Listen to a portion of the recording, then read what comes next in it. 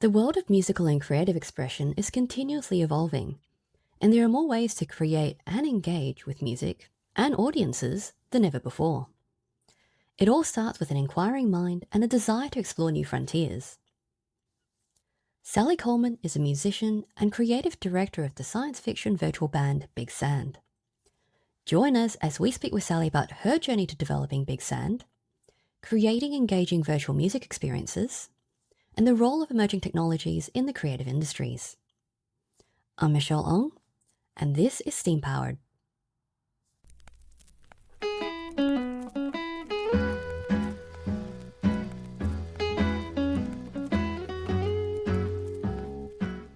Good afternoon, Sally. Thank you so much for joining me on Steam Powered. I'm really looking forward to speaking with you about your journey. No worries. It's nice to be here. Hey, Michelle.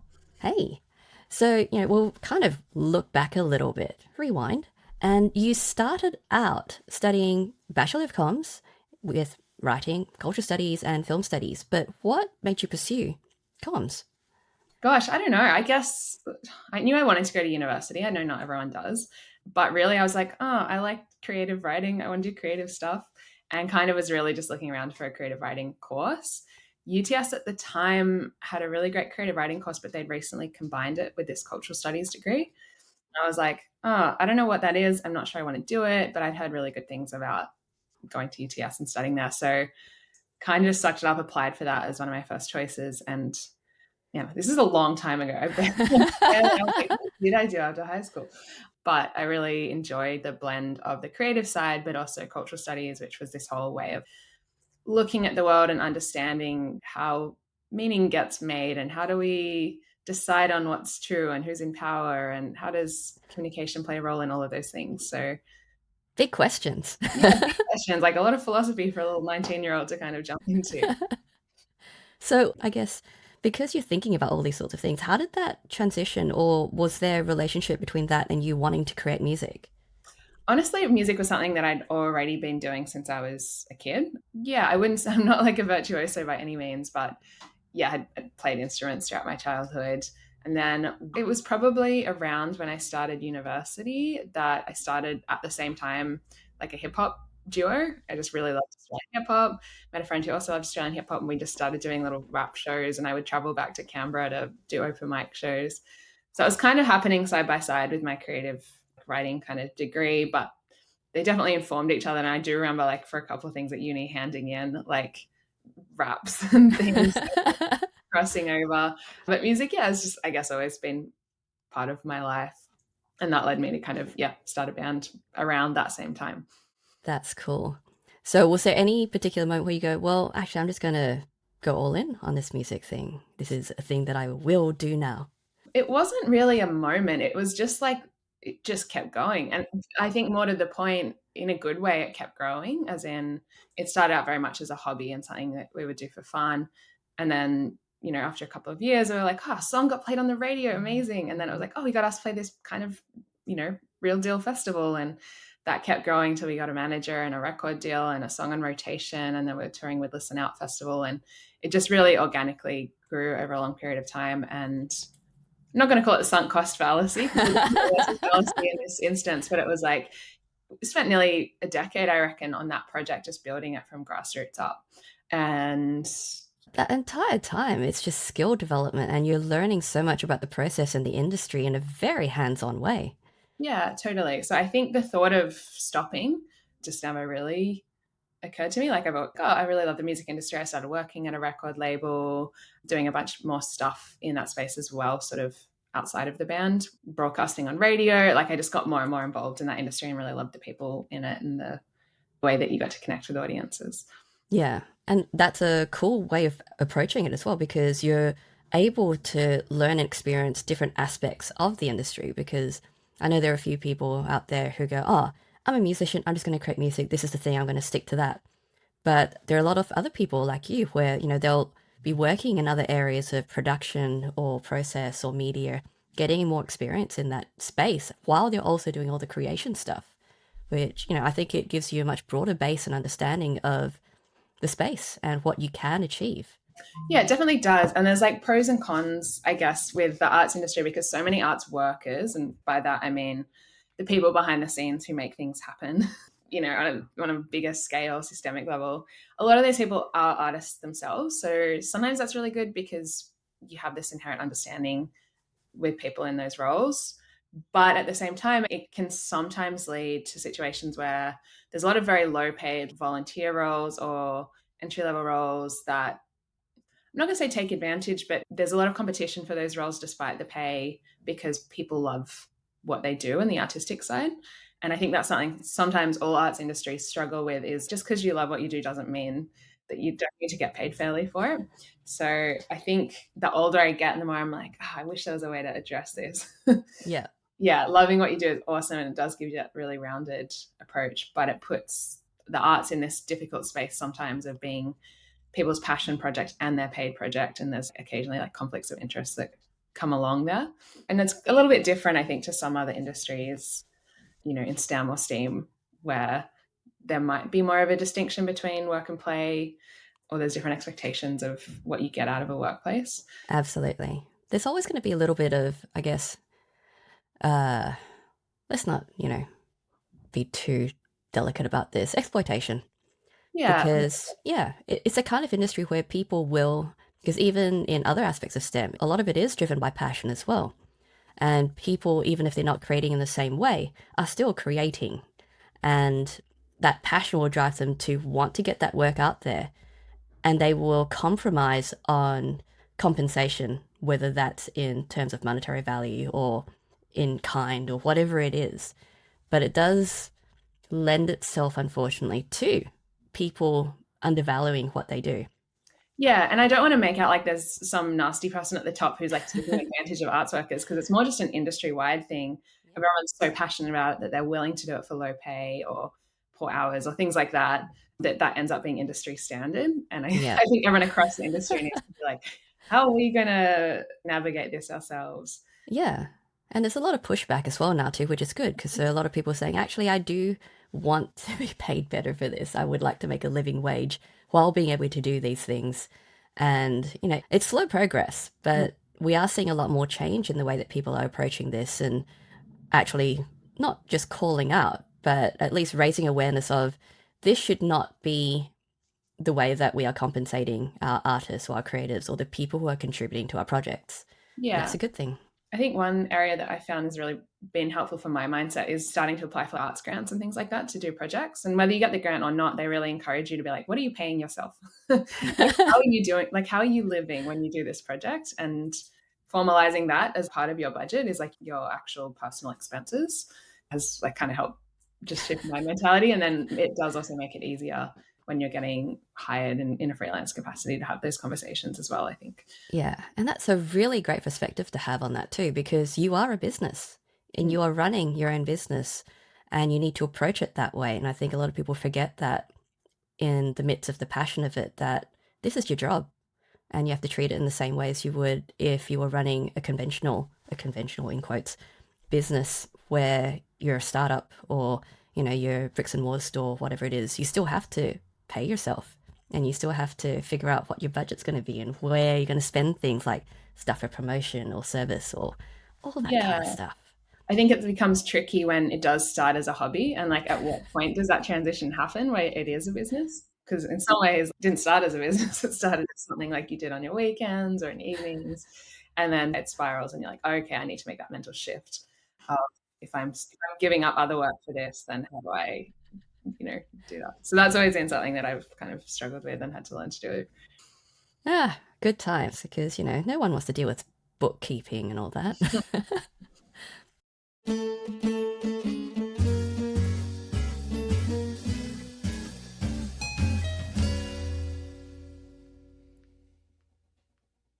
So you've been creating music for 10 years or so. What made you decide to create a virtual band with motion capture and changing the way that you approach creation and engagement with the audience? Well, I think it was one of those like 2020 big year. Everyone had a lot of like, what am I doing with my life?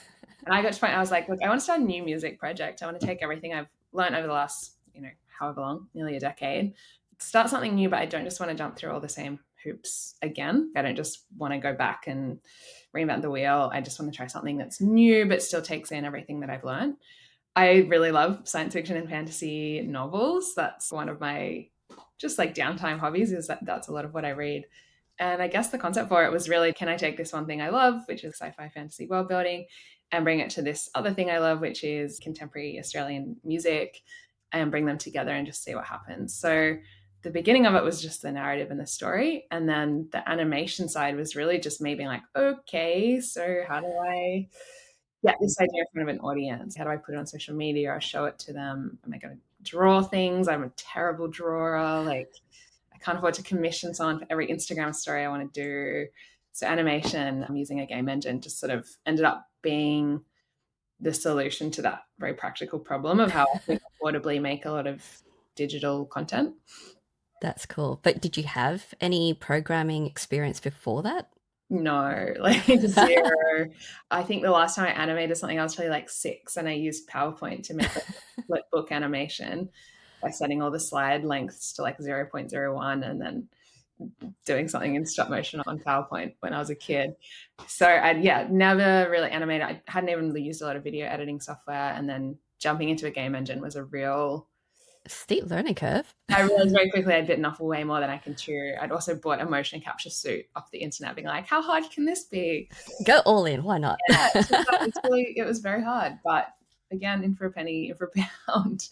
And that was just sort of like a year of watching a lot of YouTube tutorials and spending a lot of time pulling my hair out. But I got there. That's awesome. So part of what you're doing at the moment is also a PhD in doing this as an actual project. So which came first, like the PhD or the actual idea for creating Big Sand? Definitely the project, and the PhD was more me. I'd been doing Big Sand for like maybe 2 years, and I'd spent a lot of time and mental energy on developing the live show, which is something I haven't really talked about. But I guess after I kind of went through all the hoops of learning motion capture and using a game engine and animating characters, originally when I came up with the band, I just assumed they wouldn't be able to perform live. I was like, oh, they're digital, they can't perform live. But the more I did it, the more I was like, oh, this is a real-time animation tool. Like, it's happening in the moment. You don't have to sort of render it out and then show it as a video later.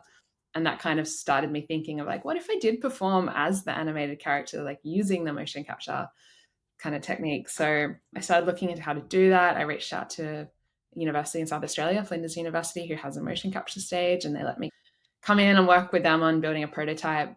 And I think the idea for the PhD just came off, like I was in that space, I was working with a lot of them, and I realized what I was doing was kind of new.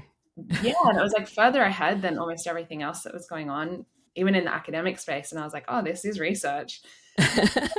So part of it was that I wanted to just spend more time on the research, and doing it as a PhD let me do that. It let me spend a lot more time developing the show. But secondly, was just like a practical problem of how do I fund, again, like treating this as business, how do I fund the amount of time I'm spending on research and development? Am I going to be able to monetize this? Is that even why I'm doing it? It's more like knowledge for knowledge's sake.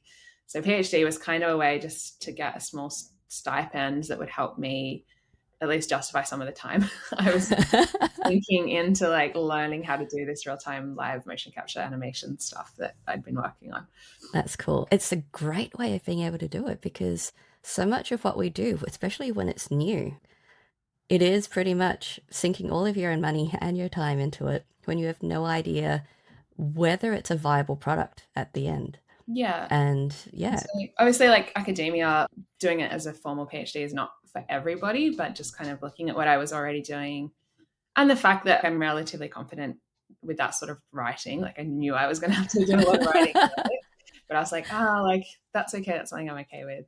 So that kind of worked as a solution for me. Yeah, not for everyone, but I think there's more people I've spoken to since then who are like, oh, I guess I'm doing research. And I'm like, yeah, like you are. Like, I know there's all sorts of interesting people I bumped into in my PhD who are like trying to use new materials to make fashion projects, or trying to run businesses in different ways, or trying to market things creatively, or like all of those things are forms of research. And if it's new enough and you've spent enough sort of energy in developing it, then yeah, it is a research project if you wanted it to be. Yeah, absolutely. And yeah, it's another avenue for promotion, marketing, development, also getting in touch with other people in related spaces who are doing similar research, or even industry people who would be doing similar things or working on adjacent projects which might have overlap. It's such a great way of being able to expand your own research with whatever else might be happening in the space. Yeah, having other I mean, collaborator is the wrong word because everyone's doing their own PhD, but having other people who are asking similar questions and thinking about similar things and using similar technology has been really great. Like I've got sort of a cohort at UTS of other artists and musicians using emerging technology and doing research around that. So it's been really nice, I guess, having that kind of Community. community. Yeah, which I guess I'd hoped for, but I wasn't sure I was going to get out of UTS. But that's been really positive. Yeah, and because there's so many other artists also working on emerging technologies in different ways, like it can be very isolating if you're doing something new and you don't think anyone else is doing that as well. The other people, even if they're not working on the same things, giving you that support, or at least knowing that they're in that same kind of journey as you are, it's always very helpful as well. Totally. And I guess on that note, separate but related, I found that exactly like that sense of like feeling a bit isolated because you're working on something that no one else is doing.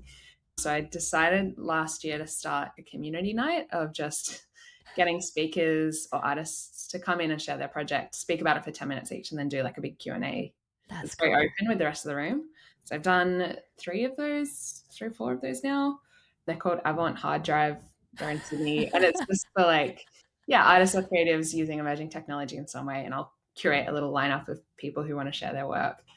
That's amazing. You Yeah, should put that online. Seriously, I think a lot of people will be super interested in watching that.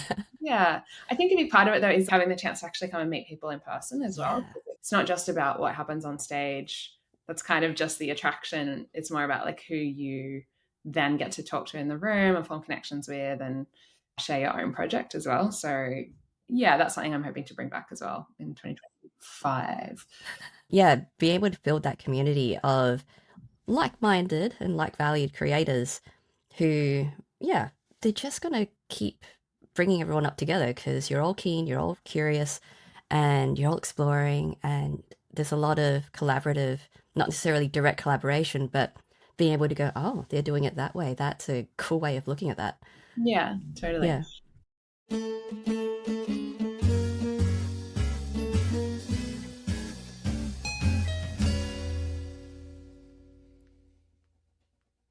Talking about you not being sure whether Big Sand could be done in a live show format, as soon as I heard you talk in your panel at South by Southwest about this, I was thinking about Gorillaz, which is a band old now from 98, I think, which is a concept band and was pretty much animated. But I've been to one of their live shows, and they would have done all the pre-recordings for the animations, but they had a few live performers on stage in front while the animations were going, and it was an interesting way of being able to kind of blend the two together. Although it wouldn't have been like they wouldn't have been able to do it live the way that you've done Big Sand, which is very cool. But it's one of those things where every now and then someone gives it a shot, and it kind of becomes a contained sort of project with things coming out every now and then. But yeah, the idea of being able to do these live shows with Big Sand and being able to convey your narrative live with a full interactive thing, to me, it feels extremely viable. Yeah, I mean, there's a few things to jump into in that. One is like references, and obviously Gorillaz is really helpful as a cultural reference because like a lot of people know them and love them. Yeah. And they're very successful. I think the way I've started explaining my project to people who are familiar with Gorillaz is like, imagine Gorillaz with no money. The reason that I would bring that up is because like Damon Albarn, who's the lead artist behind Gorillaz, had already had like global #1 hits with Yep. his band. He had multi-million-dollar record deals. He was sort of able to walk into conversations with Sony and be like, give me $1 million to do this thing. He also lived with a comic book artist who was very good at what he did. So there was like already a clear partnership there with a visual person. There was already money, a global network. There are a lot of resources that, I mean, I think Gorillaz is awesome, but I think part of the reason it was so amazing is because these high-profile artists managed to really convince the industry to give them the resources they needed to do this crazy cool art project. It pretty much was just an art project. Yeah, and it was like it still is amazing. Like it's so innovative and interesting, and the animation style of it is still really just awesome. But that can really only be achieved with a lot of resources, which they luckily have access to. So it's sort of like, how can you be Gorillaz if you are not the lead singer of Blur? Yeah. The more new technology comes along, the more those sorts of things do become accessible to DIY artists and people working in small groups. So yeah, Gorillaz is a great reference. I'm trying to do it on a budget. And yeah, there's sort of other references there as well. Hatsune Miku is another one that comes up a lot, who's a Vocaloid character, a Japanese J-pop star. And I went to one of her concerts as well recently.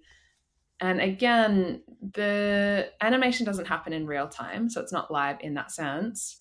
But you're right, it's the same as Gorillaz, like the energy of the audience definitely makes it feel live. So I don't want to say that when things happen in real time is the only way that you can be live. And what I really want to do with Big Sound is actually bring together that crowd energy and interaction that you do get at Hatsune Miku.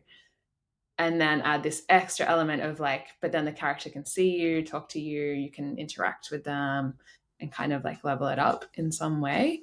Yeah. So yeah, in terms of it being viable, it possibly could be, but again, it comes down to working on a budget, and also because it's emerging technology, there's a lot of things that I don't always have control over, how do I find venues that have the screens and walls when I don't have the budget to go and build that for myself every time I do a show. Yeah, which is an interesting thing. Like you mentioned that in the panel or somewhere as well, where the only venues that really would support this were esports, because they're the ones with access to high-speed internet and computers and big screens. Yeah. Which changes the nature of your audience already just because of the style of venue that it is. Totally. For example, the first venues I used have been also museums, which is great. They've been so supportive. But there's a different, when you walk into a museum, you're almost in a mind frame. The vibe is different. There's not a bar.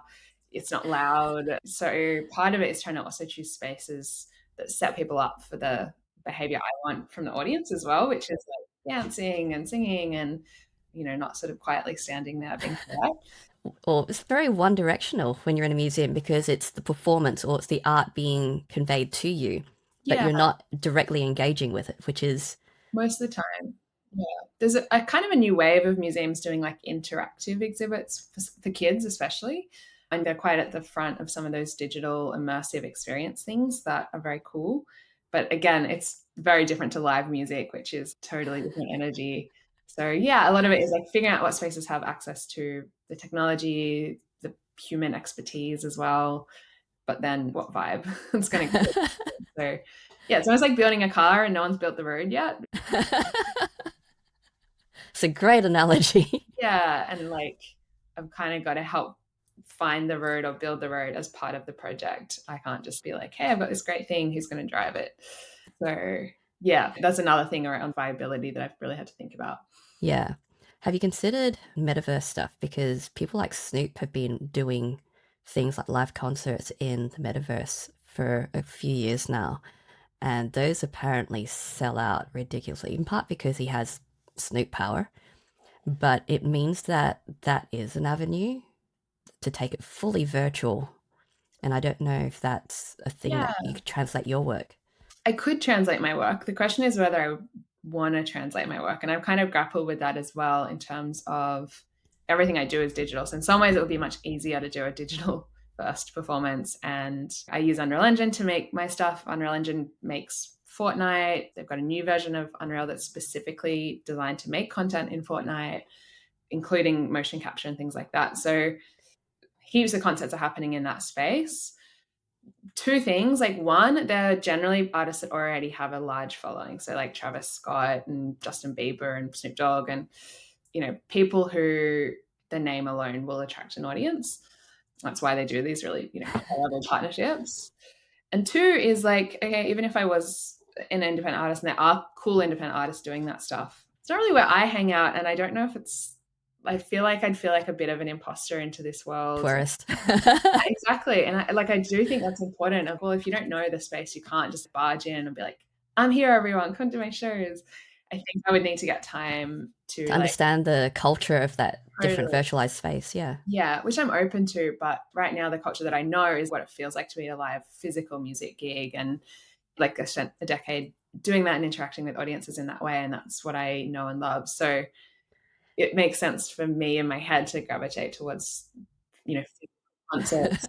I don't know many other people doing that. Whereas I think if I was like a digital native and I spent a lot of time in 3D virtual spaces, whether it's Roblox or Fortnite or VR chat or whatever, and I would feel like that was an extension of my existing community rather than, being a tourist and like, hello, everybody.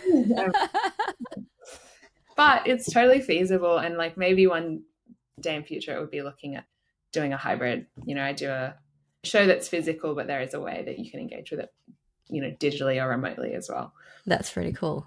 That there are so many opportunities there to explore, especially because of the technologies that we now have that are kind of maybe not fully accessible to everyone, but it's at least getting to the point where the average consumer has now more ability to get access to it than it did before. So that's very cool. Yeah. And, you might be the one who builds that road. I think it's going to be a team effort. So if anyone else is out there doing interesting animated performance projects, then get in touch, because I do think it is going to require collaboration and artists and venues and all sorts of arts organizations working together to make it feasible. Yeah. No, that's cool. Just the opportunities available for people to also expand, I guess, when we're looking now at the generation who are apparently less likely to go out and club and less likely to go drink, having venues which traditionally only cater to that sort of environment, expanding the infrastructure to be able to support alternative events would also support cultivating an industry of alternate types of recreation, which is very cool. Yeah, I think that needs to happen. And it is tricky in Australia because we have a relatively small population. So risk taking can be harder. Like I do think Australia is probably a little bit behind the curve when it comes to taking risks, because we stick to what we know works. And we wait for other people to get it wrong to figure out. Exactly. And like, I don't blame artists or venues for that, because it is so tough as it is even doing what you know works. Why would you go out on a limb not knowing if there's an audience there, not knowing if people want it, not knowing if you can afford it?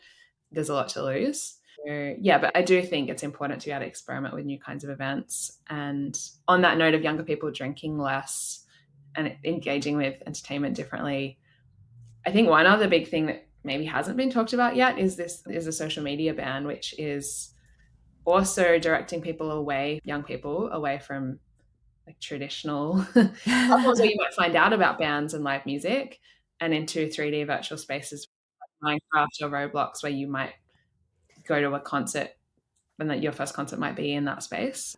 And that's an interesting point as well, because that's a primary advertising and promotional avenue for so many industries at the moment. And even things like Roblox. At South by, there was another session talking about the marketing power of places like Roblox and the number of traditional brands starting to insert themselves into that space just because of the multi-million, even billion-dollar capacity for earnings in that area. So, yeah, it's definitely a changing space for the way that we do engage with content. Yeah, and young people they're going to be graduating, and that's going to be their first access to artists and performances and theatre. Like it will be in 3D online spaces.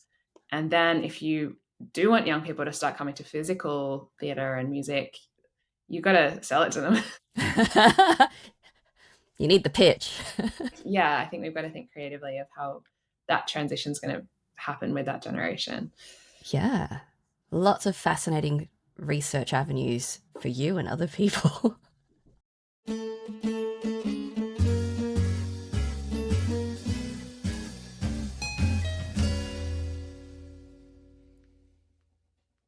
So back to Unreal Tournament. So Unreal Engine. There are a couple of other platforms available to do that. So why did you choose Unreal Engine specifically to use for your platform? I mean, at the end of the day, it probably would have been a choice between Unreal and Unity, which are the two larger players. I think Unity honestly was doing some of that motion capture, virtual production stuff first. And for anyone listening who doesn't know what virtual production is, it's mostly used in film and TV rather than what I'm doing for live performance. But all the stuff you see that's replacing green screens with LED walls and things like that, I do feel like Unreal Engine has come out hard in that space, and they've invested a lot of energy into tools for virtual production. So it's become a little bit of industry standard, I think, in film and TV, whereas I think games probably Unity still dominates in some indie game spaces. But yeah, for me, I just saw Unreal popping up a lot more in the sorts of examples of things I wanted to do. I found more resources for it. I knew more other people who were using it. Yeah, a lot of it just comes down to like, can I find someone who can explain this to me and what do they use? And yeah, it wasn't any ideological choice. It was just, okay, it seems to have the tools that I need and I can find more other people using it for similar purposes. It's really what it came down to. Yeah, and it's so important as well as when you're approaching a new space. The community support and access to resources is so important. And there's so many new platforms that pop up for such a wide variety of things where the community's poor, the support is either hostile or negligent or just not there at all. And there's just not enough documentation for you to even find your own way there or your own path. So being able to have access to tools and to communities where the tools are well supported, it's the only thing that's going to make things easier when you're trying something new. Yeah, totally. The other thing that did appeal to me, like after trying Unreal, and the reason I probably stuck with it is I have no coding background at all. And the thought of having to learn to code on top of having to learn to animate, use motion capture, et cetera, I think was just going to be a bridge too far, like learning too many things at once. So the fact that you can really easily use visual coding instead in Unreal Engine and that blueprint system is very well, there's just a lot of tutorials around it that are very visual and easy to follow as a beginner. I think helped me stick at it. It was like having to do things in code on top of having all this other stuff. It would have just, I think, maybe pushed me over the edge a little bit in terms of brain capacity. Which is entirely fair. So, in this entire process so far of learning all these new things and entering these new spaces, what are some of the most surprising things that you've learned? I don't know. Like, I am blown away by the capabilities of game engines and like what you can do with them in physical spaces as well. The more I lean into it, the more I'm like, oh, I could do. I don't like literally the possibilities are endless when you combine it with things like projection mapping or tracking things in spaces, combining it with AI depth cameras and whatever. You can literally take any input from the world, whether it's the volume you're speaking at or where you move in your kitchen or like anything you can think of, and you can turn that into data that has some kind of digital representation. And I know that sounds very abstract, but as an artist, I'm like, I could take any input instead of just like pressing a button on a keyboard or something that's kind of a simple input. You can take anything physically in the world and then turn it into a piece of art. So that's really exciting. And seeing the ways that other artists use that for dance, music, visual arts, these kind of immersive installation works that are coming out now has been really cool. And like, I think, yeah, my biggest surprise was how much I've actually enjoyed using the tools, and they've become part of, instead of just a means to an end, it's actually kind of become part of what I do. It's involved in your creative process now. Yeah, way more. And originally it was a way to get from A to B, but now it kind of is, it's A and it's B. Like using game engines has become kind of part of what I'm creating, and I couldn't do it without that medium. So that sounds a bit abstract and vague, but I think what surprised me the most is I've fully become an Unreal Engine girly, and like, yeah, I really enjoy it. That's very cool.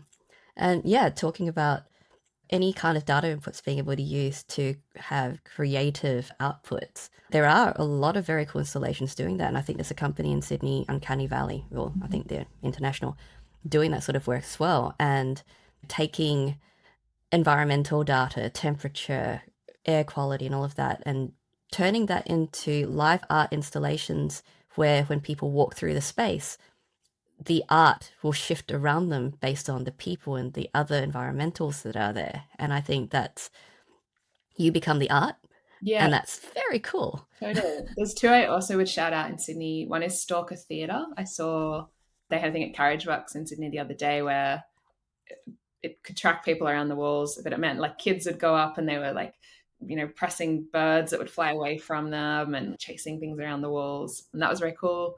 The other one who really helped me put together my very first full length live show, they would like let me come into their office and just sit there and work. And then every time I got stuck, which was literally every 15 minutes, I would be like, why is this not working? Or how do I do this? How do I do that? One of their programmers would come over and just sit with me, and rather than doing it for me, would like show me how to do it. So that was really invaluable. It was kind of like a mentorship where I could just come in and work out of their office, and they would give me support on everything from like version control to coding blueprints to documenting things properly. So that's this one T2. Sorry, I don't know if I said that, but they recently did a big collaboration with Melbourne Museum called Antopia, which I haven't seen yet, but you get to go inside the world of an ant, and they have all these interactive immersive elements around things like you mentioned, like being followed through the space. So another one they did where you could clap and it created this sonar like effect where it lit up the things around you based on the volume of your clapping. So yeah, they're doing very cool things as well in that installation immersive theatre space. Very cool. So we'll kind of cut back through because directly with Big Sam, like you've done now 2 live shows. The most recent one that was at South by Southwest Sydney at Fortress, which was very awesome. And considering some of the events afterwards where they had so many technical difficulties, you did amazing. Like that show was incredible.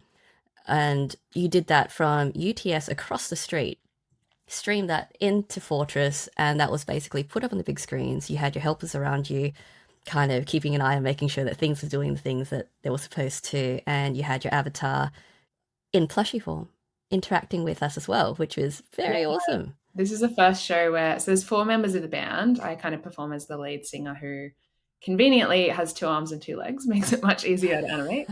But another character, Kizu, who's this little robot, I got a puppet made of Kizu for the first time. And this, I literally got the puppet 2 days beforehand. I hadn't seen it. It was a very last minute decision, like a week out. I think it was 2 weeks. I gave the person who made it 2 weeks notice. That's good. I didn't even know it was going to be a puppet. I was like, maybe a helmet or like a costume. I don't know. And then she hand stitched this amazing felt puppet that it was like one of the highlights of the show. And yeah, it kind of built the idea of bringing physical things into a digital space and vice versa. That's what I kind of wanted to play with there. But I'm glad it looked like it went smoothly from your end, because in the lead up to it, it was like 10 hours of just things kind of digitally exploding before the show went on. But yeah, but even the issues that you had, the way they integrated that into audience participation, it was also a really great way of doing it. So, you know, clipping issues, people always know about that in games, but you made that part of the audience engagement, and that was fun. And I guess because people were expecting this type of performance and this type of engagement, they were equally prepared to engage with it. Because, you know, a lot of bands, a lot of shows at the moment, which is very sad, when you see them try to get audience participation, it's kind of half-hearted, or people don't really want to stand, or people don't really want to cheer or clap. But the entire room was prepared to kind of wave their arms and do silly things and participate with this virtualized space. And I think that made it really exciting. But I guess for a few people who didn't know what they were walking into, it's like, you guys are weird. Yeah. Oh, it definitely is. And like every time I've done, even the prototype, which was years ago, which was 10 minutes, the thing I was testing wasn't so much the tech. It was like, if an animated character starts talking to you and telling you to do things, will anyone do it? Or will it be like a movie where they sort of just sit there in the cinema being like, okay, interesting. So I still don't know like why exactly people do respond so enthusiastically, but it's been pretty consistent throughout the performances that audiences really do step forward and they want to get involved, and there's a lot of big grins, and people, I think because the whole thing's so silly, people don't seem to mind being silly as well. It doesn't feel too confronting. And obviously some people do, like they, you know, would sit upstairs or prefer to stand at the back. Totally fine. But it's, yeah, it was really nice in that performance, especially. I was surprised by just how engaged everyone was. Yeah, I think it helps to know that you're actually there to be engaged with, because it's different. Like a lot of kids' TV shows, they'll do the thing and they'll say, hey kids, so what's the answer to this question? And then there's this silence. And you know, like you don't even need Uncanny Valley for that. You know that this isn't a real engagement. And even the kids sort of know. They'll shout it up, but they know this isn't real and they know that they're not actually being talked at. Whereas in this live environment where you are getting feedback from you and the avatar, you know that this is an actual engagement. You are actually having a real in-person, but real-time interaction. And I think that helps to promote that engagement, knowing that you are going to get the response. Yeah, I think it's like the audience is just as much a part of the performance as I am. Like they've got a job to do. It always goes on my mind how willing people are to like step up and do the thing, whether it's clapping or dancing or whatever their role is in a live performance situation. A lot of people just kind of jump in and then they just do it, which is great. And that's part of what my PhD is really. It's less about like the technical side of how do you, do an animated performance. A lot of it's about that like cultural engagement. Yeah, like how do you get people to understand what's going on in emerging technology? A lot of the time the audience is like, I don't know what's happening. I don't know what I'm supposed to do. So like, yeah, how can you communicate that to people? But also, yeah, like what sort of things do they react to and how do they react and how can you anticipate and curate that a little bit as a performer? You obviously can't control it completely, and that's part of the magic is the audience will always surprise you. But you can sort of try to funnel it in different directions based on the outcomes you want. That's very cool. So what's next for Big Sand? I'm still figuring it out. Like I've got a lot of pots on the boil. I would love to do more live shows. So, there'll definitely be another live show at some point. But again, there's a lot of things to figure out around like where do I do it? How do I pay everyone to do it when it's such an early stages project? All those sorts of questions. How do I get audiences to come to it? So live show is one of them. I'm also working on a video game, which is cool. I don't think it'll necessarily be finished anytime soon, but that's been a really great project. And it's also let me work with game developers a bit more. And I've learned a lot from them about the game side of Unreal Engine, whereas previously I'd just been doing more of like the animation side of things. So using a lot more logic and inputs and variables and things like that. So that's in the works. And then, I don't know, there's just a lot of projects happening, things up in the air. So yeah, a little bit of it is like keep putting myself out there and just see what the world takes me. No, I like that. That's a great way of doing it because, yeah, in emerging spaces, you really don't know where the path could go. Totally. So, yeah, a lot of trying to collaborate with people, reach out to people whose projects I love and be like, I'd love to help if I can. Yeah, and just interesting to see how all this technology sort of keeps progressing in the performing arts, especially. Absolutely. Okay, and last question for you. What advice would you give to someone who'd like to do what you do, and what advice should they ignore? And my advice is like Nike it, like just do it. I know sometimes that's easier said than done. Like there are hurdles in terms of like, do you own a computer? Like that would make it really difficult if you don't. But the advice to ignore is you really don't need to know as much as you think you do. Like you don't need to have studied game design. You're the one variable you can control and your ability to learn. I would just believe in that. And everyone has to start somewhere. Yeah, just start. Like it doesn't matter how bad it looks or how mediocre it is. Just get in there, give it a go. And also one thing that's really helped me is getting things in front of audiences, even if they're not perfect. You have to let the audience see it at some point because the show doesn't exist without an audience. So yeah, just get started and whatever you do, just start getting it in front of people and see what happens. That's amazing advice. Thank you so much, Sally, for speaking with me today. It's been so cool talking with you about your journey and Big Sand and the way that you've just immersed yourself in this environment to help create immersive environments for everyone else. It's very cool. Thank you. It's been a lot of fun. And yeah, thanks for the chat. My pleasure. Hope you have a great rest of your day. Thank you. If you enjoyed this conversation, please let me know. Subscribe to the show, leave us a rating, and share this with your geeky or geek curious friends. You can also support Steam Powered on Patreon under Steam Powered Show, the link for which will also be in the show notes. Thanks for tuning in, and we'll see you next time.